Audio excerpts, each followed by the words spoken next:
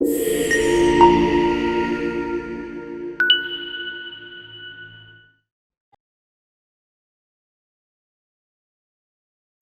በጌታችን በመድኃኒታችን በኢየሱስ ክርስቶስ ስም ሰላም እላችኋለሁኝ። ዛሬ ደግሞ በእንደዚህ አይነት ሁኔታ በድጋሚ ከእናንተ ጋር ስለተገናኘሁ ለጌታ ክብር ይሁን።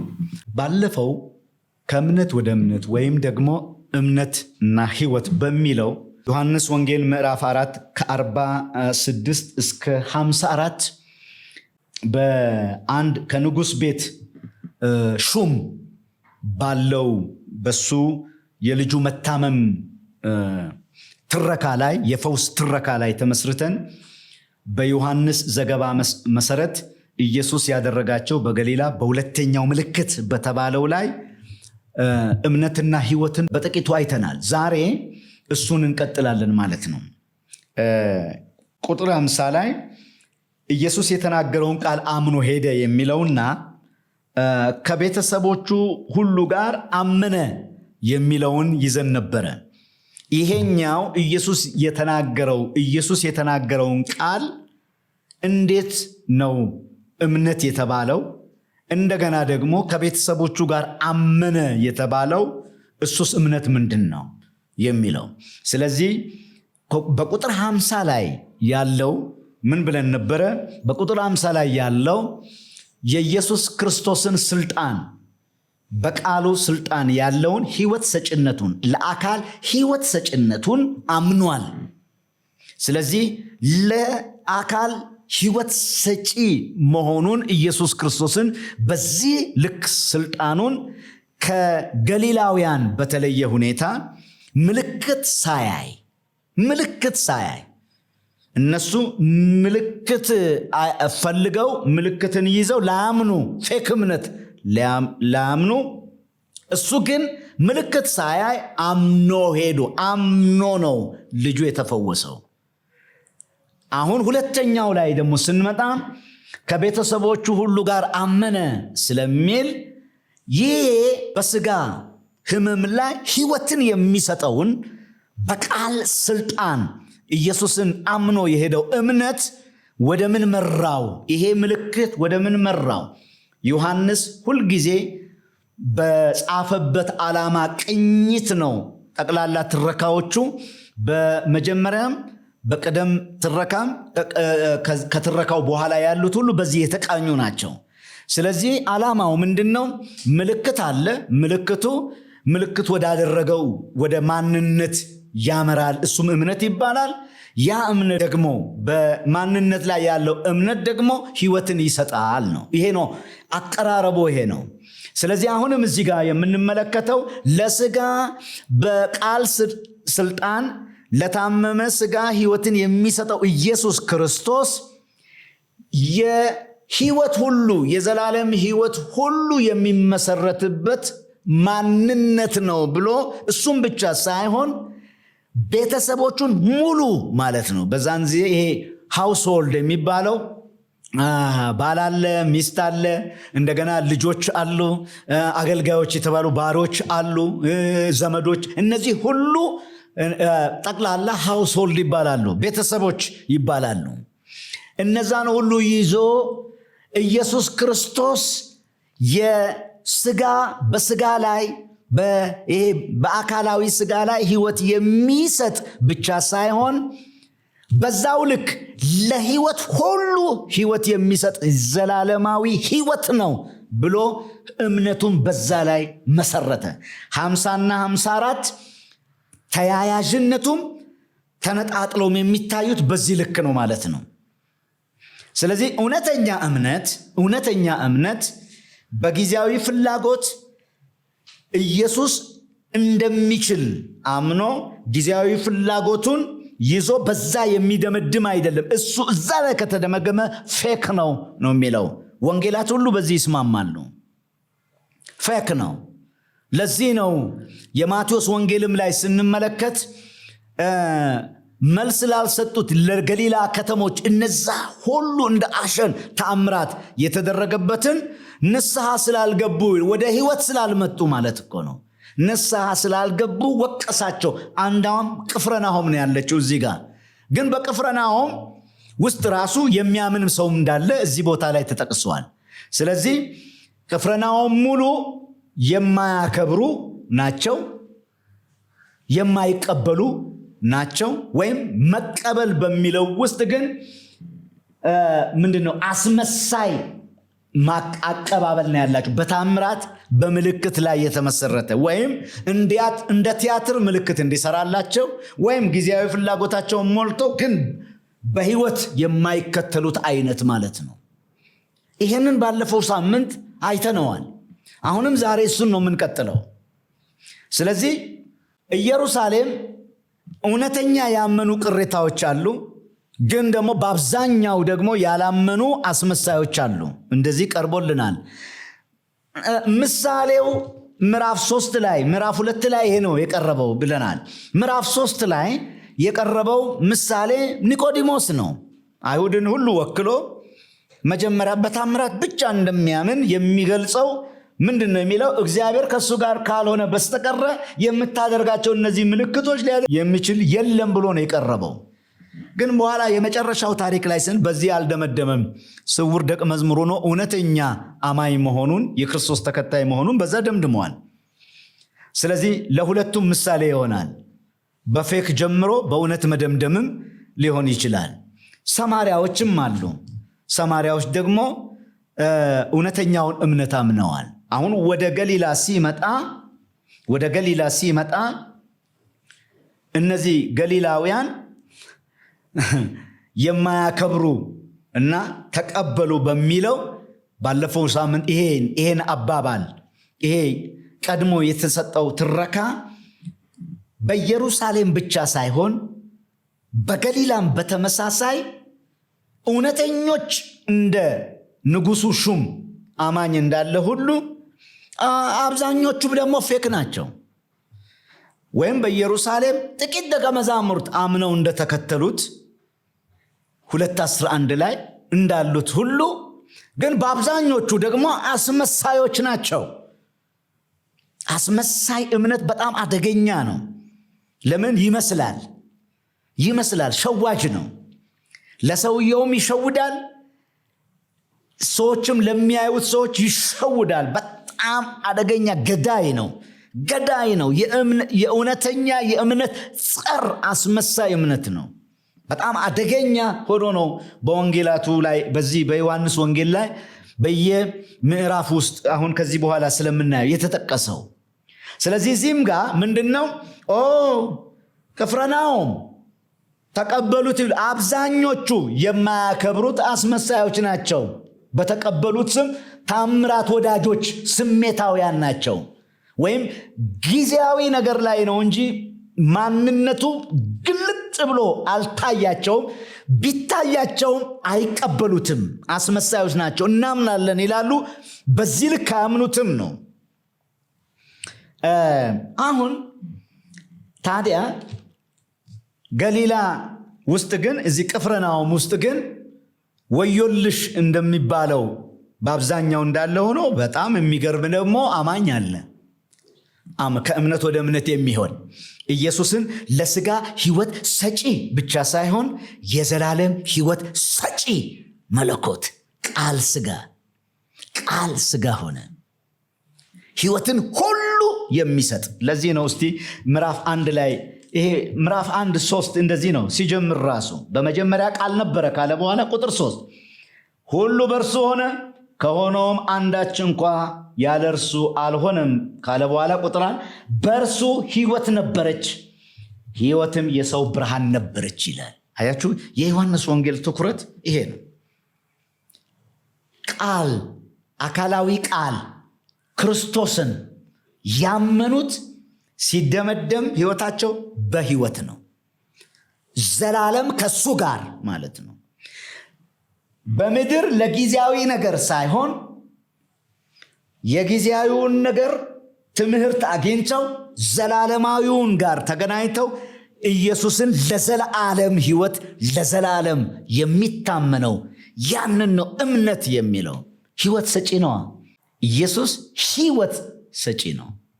ያውም ዘላለማዊ ሕይወት የማይቆጠር ወይም የማይቆጠር ዘመንን ብቻ ሳይሆን የህይወት ልኬቱ፣ የህይወት ጥራቱ፣ የህይወት ውበቱ ምድር ላይ የሌለ ከሰማይ የመጣ ከመለኮት የሆነ ያንን ለመስጠት መለኮት ስጋ ነስቶ የመጣ ያንን ህይወት ለማካፈል እምነት ያንን እዛ ቦታ ላይ ካልደረሰ እምነት አይደለም። እንደ ዮሐንስ ወንጌል እንደ መጽሐፍ ቅዱሱ እምነት አይደለም። ለዛ ነው እምነትን እዚህ ቦታ ላይ ሁለቱም ላይ አብዛኛው ባያምኑት ጥቂቶች አምነውታል። እውነተኛው እምነት ይሄ ነው፣ ፌኩ እምነት ይሄ ነው። ኢየሩሳሌም ጥቂቶች አምነውታል፣ እውነተኛው እምነት ይሄ ነው። አብዛኞቹ የሚያምኑ መስለዋል፣ ግን ፌክ ነው። ይሄንን ነው የሚያቀርብልን ማለት ነው። አሁን ወደ ምዕራፍ 6 ላይ ይሄንን እንዴት እንደሚያብራራው ምዕራፍ 6 ላይ በምዕራፍ 6 ትረካ ላይ ይሄንኑ ነገር ተገልጿል። ይሄው ነገር ተገልጿል። ፌክ እምነት እና እውነተኛ እምነት ምዕራፍ 6 ላይ ተንጸባርቋል። ምዕራፍ 6 ምን ላይ ነው የምናገኘው ስንል ምዕራፍ 6 ላይ እንጀራውን ካበዛበት ታሪክ ጀምሮ እንደ ትላንት ምሽት እንጀራውን አብዝቶ መግቧቸው እንደ ጠዋት ማለዳ ደግሞ ለሌላ እንጀራ ለሚቀጥለው 40 ዓመት እንደ ሙሴ ጠብቀውት ነው የመጡት ኢየሱስን። ስለዚህ ጊዜያውን እንጀራ እያበዛ ሌላኛው ሙሴ እንዲሆን ነው። ማለትም የምድራዊ እንጀራ መጋቢ ሌላኛው ሙሴ፣ ሌላኛው መና መጋቢ አድርገው ነው የቆጠሩት። ኢየሱስ ግን ምን አለ? እኔው ነኝ እኮ የህይወት እንጀራ። ትላንት የሰጠኋችሁ እንጀራ ታምራቱ ወደ እኔ ነው የሚወስደው። እውነተኛው ትምህርት ይሄ ነው። ጊዜያዊው ታምራት ሆኗል፣ ለጊዜያዊ ፍላጎቶች ሞልቷል። ነገር ግን እሱ የመጨረሻው ግቡ አይደለም። እኔ የህይወት እንጀራ ማሳያ ነው። ታምራታዊው የእንጀራ መብዛት ምልክት። ስለዚህ እኔ ነኝ የህይወት እንጀራ፣ እኔን ብሉኝ፣ ከኔ ጋር ተዋሃዱ፣ ከኔ ጋር ተስማሙ፣ እኔን ተቀበሉ፣ እመኑ ሲላቸው ኖ ብለው እንዳለ ተሰናክለው ያ ሁሉ ሺህ ህዝብ እንደሚለን ከሆነ ተመለሰ ነው የሚለው። ወዲያውኑ ይሄ ነው ፌክ እምነት። የሚያምኑ ይመስላሉ። የሚቀጥለውም 40 ዓመት በሱ ጥላ ስር እንደ ሙሴ መኖር ይፈልጋሉ። ግን ህይወት ሰጪነቱን የህይወት እንጀራ መሆኑን ከምድር ያለፈ ዘላለማዊ ህይወት ሰጪ ነው ብለው ግን አይቀበሉትም። ይሄ ነው። ለዚህ ነው ተመለሱ። ደቀ መዝሙር ናቸው እኮ ነን ባዮች ናቸው፣ ግን ተመለሱ። እንደነዚህ አይነቱን ነው አስመሳይ እምነት የምንለው። ወዲያውኑ ወደ ደቀ መዛሙርቱ ዞር አለ። ምዕራፍ 1 ምዕራፍ 2 ላይ በእምነት የጀመሩትን እናንተ ስሜት እንዴት ነው ሲላቸው እንደዚህ ነው ያሉት። እስቲ እናንብበው። 6 ላይ የምታውቁት ቃል ኢየሱስም ለ12ቱ እናንተ ደግሞ ልትሄዱ ትወዳላችሁን አለ። ስምዖን ጴጥሮስም ጌታ ሆይ ወደ ማን እንሄዳለን? አንተ የዘላለም ህይወት ቃል አለህ። እኛስ አንተ ክርስቶስ የሕያው እግዚአብሔር ልጅ እንደሆንክ አምነናል። ይሄ ነው እውነተኛው እምነት። እውነተኛው እምነት ኢየሱስ ክርስቶስ የሕያው እግዚአብሔር ልጅ ነው ብሎ ይደመድማል። ከታምራቱ በስተጀርባ ማንነቱ ላይ ይመሰረታል። ማንነቱ ላይ ይመሰረት። ያ የታመኑበት ደግሞ መሰረት ደግሞ የዘላለም ህይወት ቃል ይሰጠናል። ስለዚህ ከአንተ ወዴት እንሄዳለን? ለጊዜያዊ እንጀራ አልተከተልንም። ታንኳም የተውት ለዚህ ነው። መረባቸውን የተውት ለዚህ ነው። እንጀራ ጥለው ሌላ ምድራዊ እንጀራ ፍለጋ አይደለም የመጣ ነው። በሌላ አባባል ይሄ ነው። ሁሉን ትተን የተከተልንህ አንተ ቅዱሱ የሕያው እግዚአብሔር ልጅ እንደሆንክ አምነን ነው። ስለዚህ አንተ ውስጥ ደግሞ ህይወት አለ፣ የህይወት ቃል አለ። ይሄ እውነተኛው እምነት ነው። ኢየሱስ በዚህ ልክ ነው ያዩት። ስለዚህ ደቀ መዛሙርቱ ያለው ከእምነት ወደ እምነት የሚሄዱት ከአዋጅ ወደ አዋጅ የሚሄዱት በኢየሱስ ላይ የተመሰረተ የእምነት አካሄድ ሆኖ እሱም ከዘላለም ሕይወት ጋር የተገናኘ ነው። ይሄ እምነት ነው። ሌሎቹ ግን በጊዜው ከዛሬው ራት ጋር ከዛሬ ቁርስ ጋር ከዛም አልፎ ከሚቀጥለው ቢያንስ እንደ ሙሴ ለሚቀጥለው 40 ዓመት ምድር ላይ ላለ ብቻ በምድር ጀምሮ በምድር የሚዘጋ ኢየሱስን በዚህ የሚታመኑ መጽሐፉ እንደሚለን ይሄ ፌክ እምነት ነው። ፌክ እምነት ነው። ይህንን ስንል ኢየሱስ ለምድር ነገር አይሰጠንም ያል የፍጥረት ሁሉ መጋቢ ነው። እሱ የፍጥረቱ ሁሉ መጋቦት የሚሰጠው እሱ ነው። እያንዳንዱ የህይወት እስትንፋስ በምድር ላይ የምትኖረውንም ቀጣይነት ያለችው በእርሱ ሉዓላዊ ፈቃድና ስልጣን ስር በመሆን ነው። አመንም አላመንም ይሄ በዚህ የስልጣኑ ስር ነው ህይወት እስትንፋስ አግኝቶ በምድር ላይ የሚንቀሳቀሰው። አመኑትም አላመኑትም እውቅና ተሰጠውም እውቅና አልተሰጠውም ይሄንን ነው የምናየው። ነገር ግን እዚህ ቦታ ላይ ያለው እምነት እዚህ ቦታ ላይ ያለው እውቅና የሚሰጠው እምነት በማንነቱ ልክ አምኖ ኢየሱስ አንተ እንዲህ ነህ ብሎ ያመነውን አውጆ እሱን ከህይወት ጋር የሚቀላቀል ከዘላለሙ ጋር የሚቀላቀል ዘላቂ ነው። ከምድር ያለፈ ነው።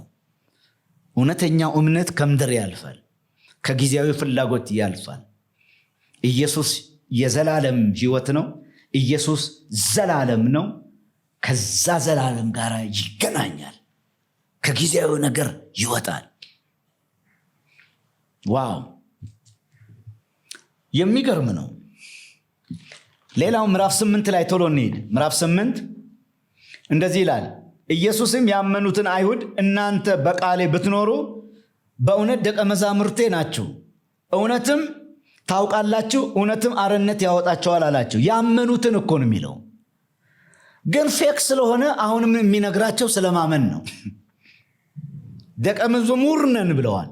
ይከተሉታል። ደቀ መዝሙር ነን እናምናለን ይላሉ። ግን አሁንም በኃጢአት ስር ናቸው። አሁንም ባሪያ ናቸው። ከጌታቸው ነፃ አልወጡም። እሱም ከጌታቸው ከኃጢአት ነፃ የሚወጡ በእኔ ነው የሚላቸው። አዲስ እምነት ነው። እነሱ እናምናለን ይላሉ። እናንተ የምታምኑት እምነት ፌክ ነው እያላቸው ነው። እነሱ የሚያምኑት በምን ነው ታውቃላችሁ? እነሱ የአብርሃም ዘር ነን የሚል በስጋ ውልደት ነው። በስጋ ውልደት አንተም በስጋ መታሃል፣ በቃ በዛ እናምናለን እኮ ነው የሚሉት። ኖ ይሄ ህይወት በስጋ ውልደት የሚመጣ አይደለም። ምዕራፍ 3 ላይ እንዳለው ማለት ነው። ምዕራፍ 3 ላይ ኢየሱስ እንደተናገረው እንደተላደነው ይሄ ከሴት የሚወለድ አይነት አይደለም። በስጋና በደም የሚመጣ ውልደትን አይደለም። በውሃና በመንፈስ ያልተወለደ እንደተባለው ዳግም ልደት ነው።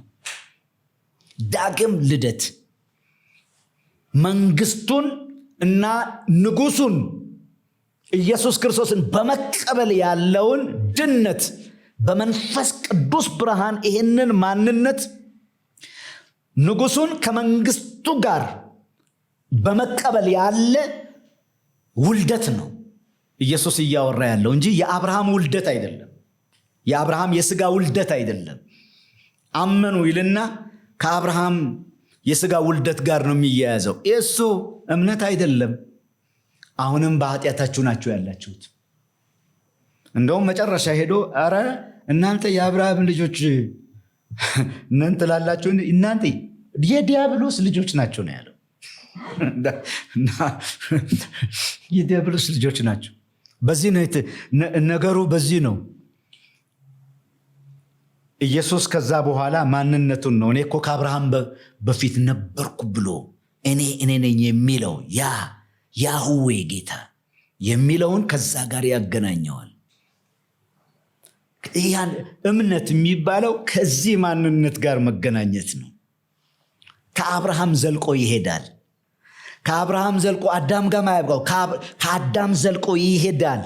ከቅድመ ዓለም በፊት ይሄዳል። ለዚህ ነው ዮሐንስ ወንጌል በመጀመሪያ ቃል ነበረ ብሎ በዛ የሚጀምረው። እስከዛ ድረስ የሚሄድ ነው።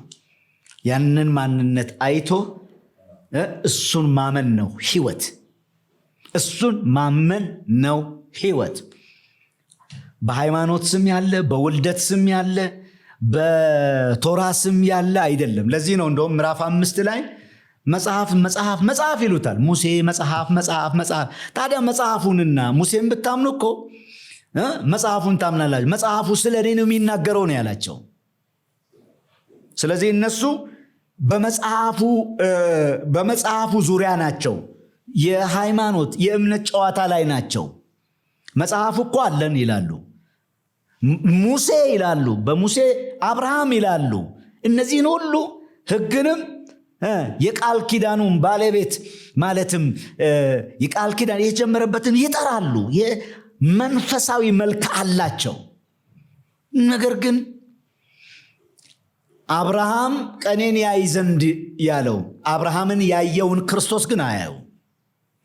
ሙሴ በመጽሐፉ የጻፈውን ኢየሱስን ግን አያዩ። አያችሁ፣ ይሄ ነው እውነተኛ እምነት። ከዚህ ጋር የተገናኘ ነው። ዮሐንስ እነዚህን ነው። ለምን መጽሐፉን እያየን እንድንመጣ ነው። እውነተኛ እምነት፣ ሐሰተኛ እምነት አለ። ሁልጊዜ እንደዚህ ነው። እውነተኛ እምነት አለ። ምዕራፍ 4 ላይ የምናየው ነው። ብዙዎቹ እምነት በሚመስል በታምራት ዙሪያ ላይ እምነት በሚሰብዝ ተቀበሉት በሚል ነው። ግን ክብር ያለው አቀባበል አይደለም። እምነት ያለው አቀባበል አይደለም። ግን ጥቂቶቹ ደግሞ በዛም ውስጥ ጥቂቶቹ አምነው ተቀብለውታል። ደግሞ የድነታቸውን የዘላለም ሕይወት የሚያገኙበትን የማዳንን እምነት እስከ ጥግ ሄደው እስከ ቤተሰባቸው ተቀብለዋል ይለናል ምዕራፍ 4። ሁለቱንም ነው የሚነጣጥለው። ስለዚህ በየምዕራፉ ይሄ አለ ለማለት ነው። ምዕራፍ 9 እንደዚህ ይላል። ወላጆቹ አይሁድን ስለፈሩ ይላል ቁጥር 22 ይህን ሁሉ እርሱ ክርስቶስ ነው ብሎ የሚመሰክር ቢኖር ከምኩራብ እንዲያወጡት አይሁድ ከዚህ በፊት ተስማምተው ነበርና፣ ስለዚህ ወላጆቹ ሙሉ ሰው ነው ጠይቁት አሉ። አያችሁ፣ እነዚህ ሰዎች ዳሩ ግን ይላል ከቁጥር 21ም ጀምሮ ልናነበው እንችላለን። አያችሁ፣ እነዚህ ወላጆች እና ልጁና ወላጆቹ ይለያያሉ። ልጁ ወርውረው እስኪ ጥሉት ድረስ አይኑን ያበራለትን ኢየሱስ ክርስቶስ ገና በስጋ ሳያየው አምኖት፣ እንደውም በደረጃ ነው። መጀመሪያ ሰው አለው፣ ከዛ ነቢይ አለው። እየተከራከረ ማለት ነው። ሰው አለው፣ ነቢይ አለው። ከዛ በኋላ ኢየሱስ ክርስቶስ ራሱን ገለጠለትና አንተ በእግዚአብሔር ልጅ ታምናለህ አለው።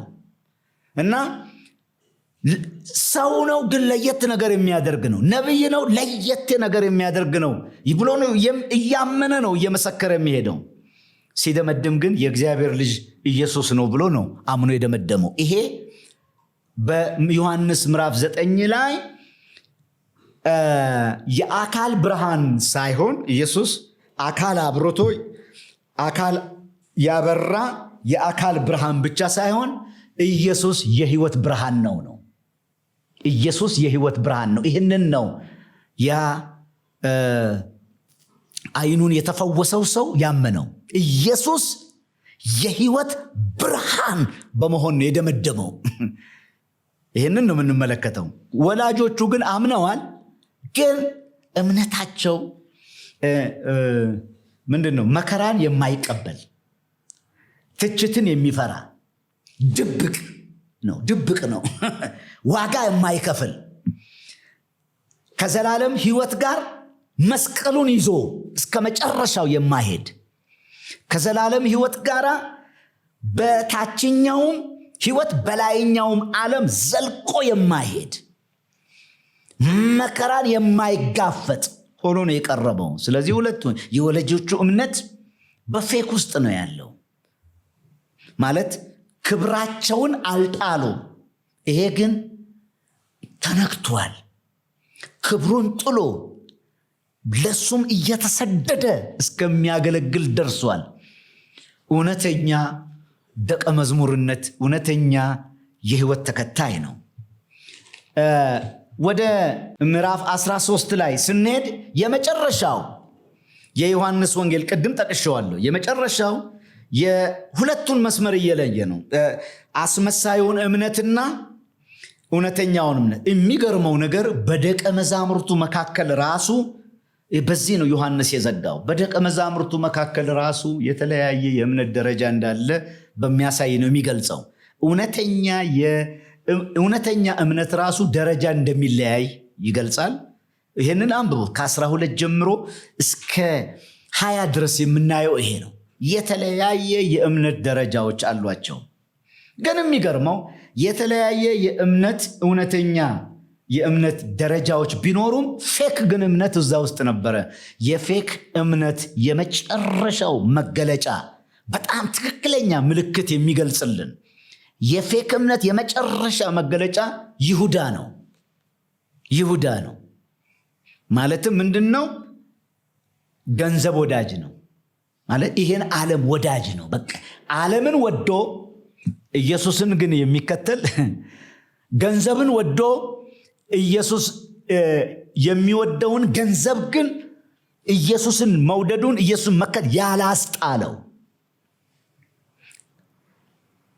ይህም ብቻ አይደለም። ምዕራፍ 13 ላይ አጋንንት ሐሳብ ለምን ገንዘብ ስለሚወድ ምዕራፍ 12 ላይ ሌባ ነው ይላል። ምዕራፍ 13 ላይ ለገንዘብ ብሎ አሳልፎ ወዳጁን ማለትም ጌታውን አሳልፎ ለመስጠት ሐሳብ ገባ። ከዛ ራሱ ዲያብሎስ ገባበት በሚል በሚያሳዝን ነው የተደመደመው። የሌላኛው የዚህ ዓለም ገዢ ገብቶበት ነው ህይወቱ የተደመደመው። ይሄ ፌክ እምነት ነው። ይሄ ፌክ እምነት መጨረሻው በዛ ነው የተመደመው። የደቀ መዛሙርቱ እምነት ደግሞ መጨረሻ ላይ እስቲ እንዴት እንደተደመደመ እንመልከት።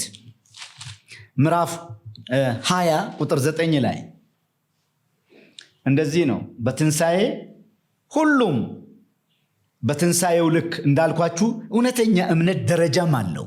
አንዳንድ ጊዜ አንዱ ኢየሱስ መልኩ ብዙ ነው። በዚህም ነው። ይሄንን አምነው ለዚህኛው ያቅታቸዋል። ከዛ ደግሞ ያምናሉ። ይሄኛውን አምነው ደግሞ ለዚህኛው ያምኑታል። እንደዚህ እያለ ነው እውነተኛው እምነት ራሱ የተደመደመው። በትንሣኤ ግን ምልአትን አግኝቷል። እንደዚህ ይላል ቁጥር 9 አመነም።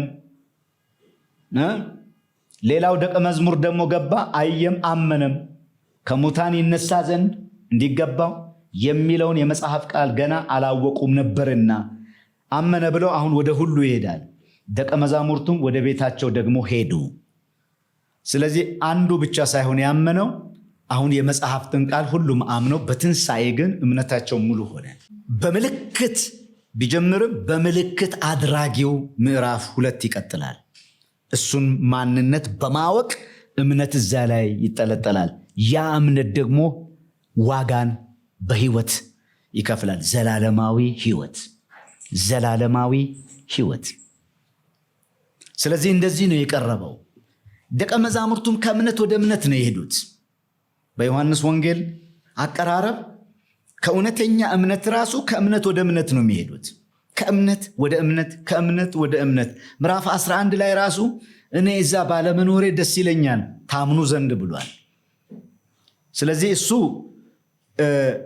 አምሳያም ነው፣ የትንሣኤ አምሳያ ነው።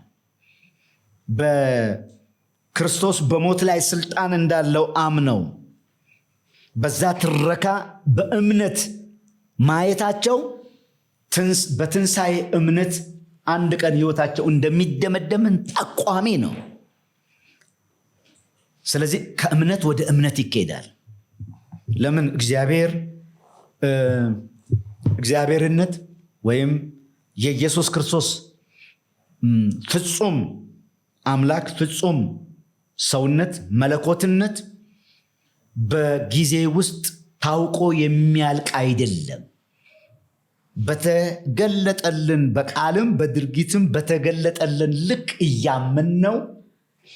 እያመንነው ዛሬ ይሄኛውን ነገ ይሄኛውን ፓርት ይሄኛውን አንዱ ብዙ አይነት መልክ ያለው ማንነቱን እያመንን ከእምነት ወደ እምነት ከህይወት ወደ ህይወት እንሄዳለን። ይሄ ነው ደቀ መዝሙርነት። በዮሐንስ ወንጌል ያለው ባለፈው ደቀ መዝሙርነት ብለን የለም መከተል። በዮሐንስ ወንጌል ደቀ መዝሙርነት ህይወትን መከተል ነው። ዘላለማዊ ህይወትን መከተል ደቀ መዝሙርነት ነው። እምነት ደቀ መዝሙርነት ነው። እምነትን እስከ መጨረሻ ዘልቆ መዝለቅ በዮሐንስ ወንጌል ይሄ ነው ደቀ መዝሙርነት። ሃሌሉያ! ዛሬም ታምናላችሁ? ክርስቶስ እንደዚህ እንደሆነ እንዲህ ተጽፎልናል፣ እንዲህ እንደሆነ ታምናላችሁ? ክርስቶስ ዛሬም በሕያውነቱ ዛሬም በትንሣኤ ማንነቱ ይታያል፣ ይገለጣል፣ ለሰው ልጆች ይበራል። ማንነቱን አሁንም በቃልም በድርጊትም ይገልጣል። ግን በጊዜያዊ በገለጣቸው ድርጊቶችና ነገሮች እዛ ላይ መደምደም የለብንም። እምነታችን ዘልቆ ዘላለም ውስጥ መግባት አለበት። ይህንን ለምታደርጉ አብረን እንጸልያለን። ግን ከዚህም ትምህርት በኋላ ዮሐንስን ዘልቃችሁ በማንበብ ከእምነት ወደ እምነት ሂዱ፣ ከህይወት ወደ ህይወት ተሸጋገሩ። እሱ በዘላለም ውስጥ ይደመድማችኋል። እንጸልይ። ቅዱስ አባታችን ሆይ ኢየሱስ ክርስቶስን በዚህ መልኩ ስለገለጥክልን በጊዜያዊ ችግራችን ውስጥ ምልክት በማድረግ ከምልክቱ በስተጀርባ ይዞት የመጣውን ማንነት እሱም ህይወት የዘላለም ህይወት ተሸካሚነትን አምነን ካንተ ጋራ ለዘላለም እንድንኖር ስለሰጠህን ስለ ልጅ ስለ ኢየሱስ ክርስቶስ እናመሰግናለን። ይህንን ህይወት በዚህ ልክ እናምነው ዘንድ ለብዙዎች እንዲበራላቸው፣ ይሄን ለሚሰሙ እንዲበራላቸው ዛሬም ሕያው ነህና ኢየሱስ ክርስቶስን በመንፈስ ቅዱስ አማካኝነት ሕያው አድርገ ለብዙዎች እንድትገልጥ በስምህ ጸለይኩ። ላመኑት ደግሞ በዚህ ልክ አምነው እንዲቀጥሉ ብርሃንህን እንድታበዛለን በጌታ በኢየሱስ ክርስቶስ ስም እንጸልያለን። ስለ ሁሉም ተመስገን። በጌታ በኢየሱስ ክርስቶስ ስም አሜን።